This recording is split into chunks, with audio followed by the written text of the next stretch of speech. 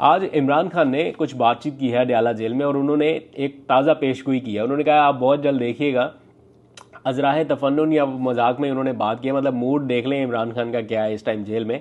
वो ये कह रहे हैं कि जो नए Guinness book of world record बनने वाले हैं उनमें 2 एंट्रियां होंगी। पहली एंट्री होगी कि कितनी तेज़ी से वोट को इज्जत दो का नारा लगा के उससे यू टर्न लिया गया, कितनी तेज़ी से यू टर्न लिया गया, इसका एक वर्ल्ड रिकॉर्ड बनेगा और इसकी पहली एंट्री होगी। फिर वो कहते हैं दूसरी एंट्री इस बात की होगी कि सारे अंपायर मिला के भी कोई हार गया। वो जारी बात है नवाज शरीफ की तरफ इशारा कर रहे हैं और वो कह रहे हैं नाम लेके कि नवाज शरीफ इतनी हमायत के बावजूद भी ना सिर्फ उनको शिकस्त हुई बल्कि उनको जिताने के लिए वो कह रहे 76,000 इजाफी वोट डलवाए गए ताकि उनको विनर डिक्लेयर किया जा सके। तो जिस टाइम ये हल्के खुले या फॉर्म 45 खुले तो सारी सिचुएशन सबके सामने आ जाएगी। तो इसलिए इमरान खान बड़े कॉन्फिडेंट है इन मामलात को लेकर। फिर जो ऑक्सफोर्ड यूनिवर्सिटी वाला मामला है उसके ऊपर उनसे जब क्वेश्चन हुआ तो उन्होंने कहा देखें, अगर मैं ऑक्सफोर्ड यूनिवर्सिटी का चांसलर बनता हूँ तो ये पाकिस्तान के एजाज़ की बात है, और अगर नहीं बनता तो भी कोई बात नहीं। मतलब और लिटरली ऐसा ही है। इमरान खान के पास इस टाइम खोने के लिए क्या है आप मुझे बताएं। जो शख्स प्राइम मिनिस्टर के ओहदे से उतर गया उसके लिए ये ऑक्सफोर्ड यूनिवर्सिटी का चांसलर बनना कौन सी बड़ी बात होगी। तो उसके पास तो इस टाइम खोने के लिए कुछ भी नहीं है। अब जिस स्टेज पर इमरान खान है अब वो गेन तो कर सकते हैं लेकिन खोने के लिए कुछ नहीं बाकी बचा। सारा कुछ जो हो सकता था वो हो चुका। तो इसलिए अब वो इन छोटी छोटी चीज़ों से या इनकी ख्वाहिशात से आज़ाद बंदा है। तो वो कह रहा है बन गया तो ठीक है, पाकिस्तान का नाम होगा, नहीं बनेगा तो उसकी सेहत पे क्या फ़र्क है। तो उसने तो लाइमलाइट अपनी पूरी इंजॉय कर ली, अपना पूरा टाइम इंजॉय किया। और प्राइम मिनिस्टर जो है वो 1 दिन का भी है, वो 3 साल का भी है। जो 1 दिन प्राइम मिनिस्टर बन गया दैट्स इट, प्राइम मिनिस्टर बने वो। तो उन्होंने वो सब अचीव कर लिया।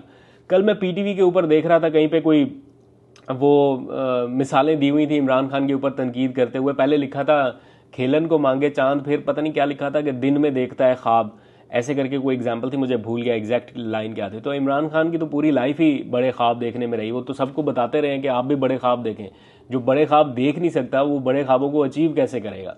तो ये तो उनकी पूरी लाइफ रही है। तो अब आप अगर तनकीद करते हुए भी वही चीज़ इंडोर्स कर रहे हैं जो इमरान खान कहते हैं तो फिर तो मेरा ख्याल है आपके पास बयानिया ख़त्म है। एनीवेज़ आज कैसर बंगाली साहब की मैं प्रेस कॉन्फ्रेंस का एक क्लिप देख रहा था। कैसर बंगाली हैं माहिर मईशत और वो हुकूमत की उस टीम का हिस्सा है, मौजूदा हुकूमत की। अभी उन्होंने रिसेंट रिज़ाइन कर दिया लेकिन उस टीम का हिस्सा थे जिन्होंने मुआशी मामलात को बेहतर करने के लिए कोई अपनी तजावीज़ देनी थी। अब वो बंगाली साहब ने जो प्रेस कॉन्फ्रेंस कर दी या जो उन्होंने आके बता दिया टीवी के ऊपर, वो बड़ा अलार्मिंग है। उन्होंने कहा है हम दिवालिया हो चुके हैं, हमारे पास कुछ भी नहीं है, ना हमें कर्ज मिल रहे हैं, उल्टा हम कर्ज मांग रहे हैं पुराने कर्ज अदा करने के लिए, ना कोई हमारे असासे इस टाइम खरीद रहा है। हमने फॉर सेल लगाए हुए हैं लेकिन कोई इंटरेस्ट नहीं है। जो इन्वेस्टमेंट है वो जाती जा रही है। जो फॉरेन डायरेक्ट इन्वेस्टमेंट है वो रिवर्स हो गई है, आनी तो क्या वो रिवर्स हो गई है। तो अब आप अंदाज़ा लगाएं कि उन्होंने इस सिचुएशन से तंग आके रिज़ाइन कर दिया और कहा कि बाहर इतनी टेंशन है कि मतलब पाकिस्तान के हालात इस कदर खौफनाक हैं कि हमें एमरजेंसी कुछ ना कुछ करना पड़ेगा, अदरवाइज़ सिचुएशन काबू में नहीं आएगी। और वो कहते हैं जब इस्लामाबाद जाते हैं तो इस्लामाबाद में सूरत हाल ऐसे है कि सब नॉर्मल है, बिल्कुल कोई टेंशन नहीं है, लेकिन नॉर्मल नहीं है। तो ये इस वक्त हो रहा है। आखिरी एक खबर जस्टिस तारिक महमूद जहांगीरी के हवाले से, आपको पता है उनके हवाले से एक पूरी कैंपेन, एक पूरी मुहिम चल रही है। जाली डिग्री वाला मामला भी अब आ गया, उसकी हकीकत या हकायक भी आपको मालूम है।